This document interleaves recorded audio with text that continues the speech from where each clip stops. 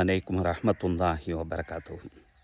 நபி ஸல்லல்லாஹு அலைஹி வஸல்லம் அவர்களுக்கு ஆண் குழந்தைகள் பிறந்தும் அது இறந்து போனதின் காரணமாக அவர் சந்ததியற்றவர் என்ற ஒரு சொல்லை மக்காவில் இருக்கக்கூடிய எதிரிகள் பரப்ப ஆரம்பிக்க அது நபி ஸல்லல்லாஹு அலைஹி வஸல்லம் அவர்களுக்கு மனக்கவலையை அதிகமாக ஏற்படுத்தியது.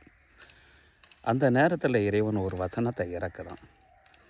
இன்னா அழுத்தையினா கல் கௌசர், நபியை உங்களுக்கு சிறப்பிற்காண்டி கௌசருங்கிற தடாகத்தை நாங்கள் தந்திருக்கிறோம். ஃபசல்லிலி ரப்பிக வனஹர், எனவே அல்லாஹுக்கே அவனையே தொழுது அவனுக்காக வேண்டியே குர்பானி கொடுப்பீராக. இன்ன ஷானிய கஹுவல் அபுத்தர், உங்களை சந்ததியற்றவன் எவன் சொன்னானோ அவன்தான் சந்ததியற்றவன். அதனால் அதையெல்லாம் நினைத்து யோசிக்காமல் உங்களுக்கு கொடுத்துருக்கக்கூடிய அந்த சிறப்பை நினச்சி இறைவனை நீங்கள் தொழுது இறைவனுக்காக வேண்டிய குர்பானி கொடுப்பீராக என்ற இந்த வசனத்தை இறைவன் இறக்குகிறான். உண்மையிலே மாபெரும் ஒரு சிறப்பு. அது நபி ஸல்லல்லாஹு அலைஹி வஸல்லம் அவர்களுக்கு மட்டும்தானா? இல்லை, நபி ஸல்லல்லாஹு அலைஹி வஸல்லம் சொல்கிறாங்க, என்னுடைய சமுதாயத்தைச் சேர்ந்த எந்த மனிதராக இருந்தால் அல்லாஹுக்காக வேண்டிய தொழுது அல்லாஹுக்காக வேண்டிய குர்பானி கொடுக்கக்கூடிய அந்த நபர்களுக்கும் அது உண்டு. சஹீஹ் முஸ்லீமில் நபி ஸல்லல்லாஹு அலைஹி வஸல்லம், சஹீஹுல் புகாரி முஸ்லீமில் பதிவு செய்யப்பட்ட ஒரு ஹதீஸு, அப்துல்லா இப்னு அம்ர் ரலியல்லாஹு அன்ஹு அவர்கள் அறிவிப்பாங்க, என்னுடைய கௌசர் எப்படிப்பட்டது தெரியுமா, எனக்கு எப்படிப்பட்ட ஒரு கௌசரை கொடுத்துருக்கிறான் தெரியுமா என்று சொன்ன நபி ஸல்லல்லாஹு அலைஹி வஸல்லம் அதனுடைய சிறப்பை பற்றி விளக்க ஆரம்பிக்கிறாங்க.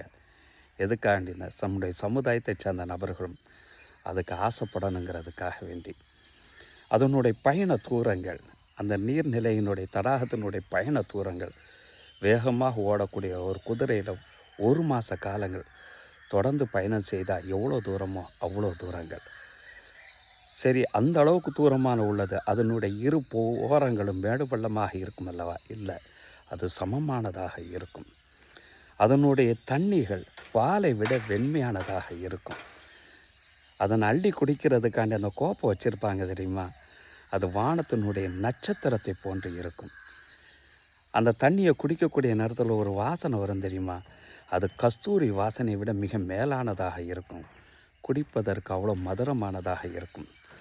ஒரு தடவை அந்த தடாகத்தில் அந்த தண்ணீர் குடித்தால் அந்த நபர் ஒரு கால் மேற்கொண்டு தாகமே அந்த நபருக்கு ஏற்படாது என்று நபி ஸல்லல்லாஹு அலைஹி வஸல்லம் அவர்கள் அந்த தடாகத்தினுடைய சிறப்பை பற்றி நமக்கு விளக்கி காட்டுகிறார்கள்.